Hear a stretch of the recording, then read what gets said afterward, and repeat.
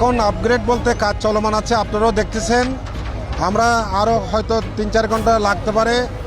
Excavator দিয়ে মাটি কাটা শেষ করলে আমরা বিগ টিম আমরা উদ্ধার করব, তখন আপনারাও থাকবেন, আমরাও দেখব, সবাই দেখব। এটাই 8টার দিকে আমরা সংবাদ পেয়েছি এখানে যে একটা শিশু একটা 6 ইঞ্চ একটা মানে পাইপের ভিতরে পড়ে গেছে।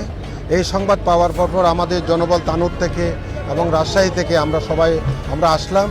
আসার পর ঘটনার পরিস্থিতি দেখলাম যে কি গর্তটার উপর দিয়ে আমরা আসার আগে পাবলিক কিছু মাটি কাটার পরে মাটিগুলো ভিতরে পড়ছে। যে তারপরেও আমাদের সার্চ ভিশন ক্যামেরা দিয়ে আমরা দেখলাম বাচ্চাটার কি অবস্থা।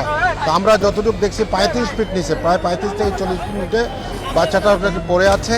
তো আমরা তাৎক্ষণিক দেখলাম যে আমরা যদি অক্ষত যদি বিগ টিম যদি আমরা উদ্ধার করতে চাই, তাহলে আমাদের এক্সকাভেটর ছাড়া একে উদ্ধার করা সম্ভব না। আমাদের অন্য কোনো আমরা প্রসেস আছে।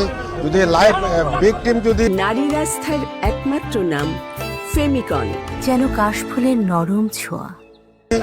মৃত যদি থাকে বলে মনে হইতো, তাহলে আমরা অন্য প্রসেস করতাম। আমরা মনে করি বিগ টিম হয়তো জীবিত আছে, এই জন্য আমরা এক্সকাভেটরের মাধ্যমে মাটি খনন করে আমরা বিগ টিম আমরা উদ্ধার করার চেষ্টা করছি অক্ষতভাবে।